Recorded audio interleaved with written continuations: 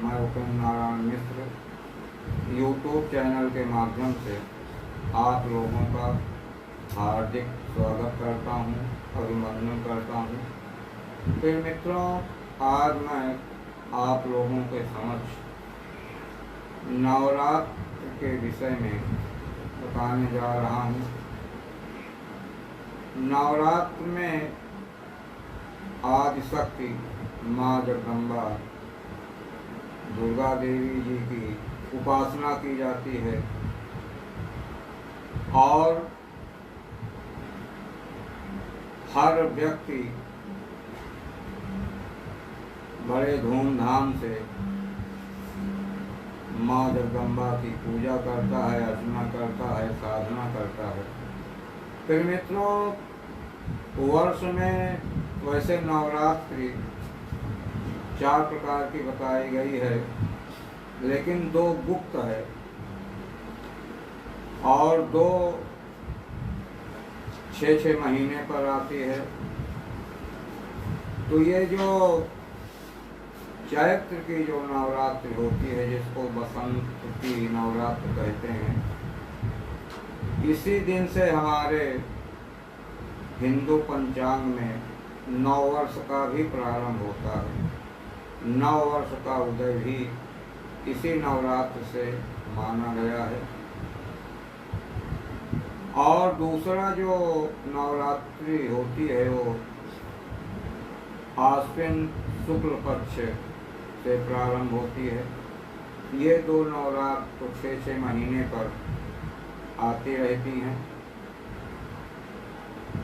और बीच में 3 महीने के अंतर पर भी नवरात्रि आती है। एक आषाढ़ शुक्ल पक्ष से आती है, दूसरा माघ शुक्ल पक्ष से आती है, लेकिन ये दोनों गुप्त हैं। विशेष महत्व इन्हीं 2 नवरात्रि का ही बताया गया है। तो प्रत्येक गृहस्थ, प्रत्येक साधक लोग अपने अपने नियम के अनुसार, साधना के अनुसार माता जी की उपासना करते हैं, पूजन करते हैं और उसमें दुर्गा सप्तशती का पाठ भी करते हैं। तो फिर मित्रों, पराम्बा जगदम्बा आदिशक्ति स्वरूपा हैं और इनके 9 स्वरूप बताए गए हैं, जो कि अलग अलग तिथियों में हैं और उन तिथियों में उस नाम के विशेष महत्व, पूजन की विधि बतलाई गई है। तो नवरात्र का जो पहला दिन होता है उसमें शैलपुत्री की पूजा करना चाहिए। दूसरे दिन ब्रह्मचारिणी की पूजा करना चाहिए। तीसरे दिन स्कंद माता की पूजा करना चाहिए और चौथे दिन कूष्मांडा की पूजा करना चाहिए और 5वें दिन स्कंद माता की पूजा करना चाहिए। 6वें दिन कात्यायनी माता की पूजा करना चाहिए। 7वें दिन कालरात्रि माता की पूजा करना चाहिए। 8वें दिन महागौरी की उपासना करना चाहिए और 9वें दिन सिद्धदात्री माता की उपासना करना चाहिए। तो फिर मित्रों, ये नवरात्रि जो है 9 दिन की होती है।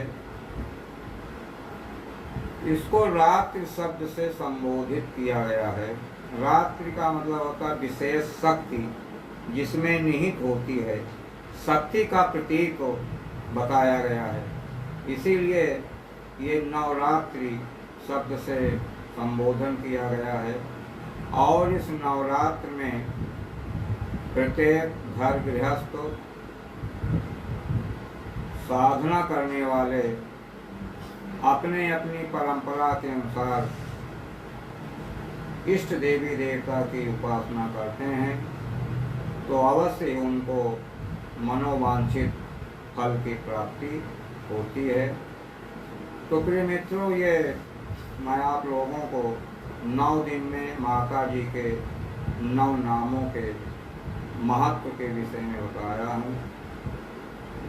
फिर इसके बाद अगली कड़ी में फिर आपसे मुलाकात करेंगे।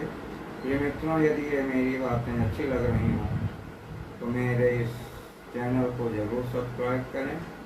धन्यवाद।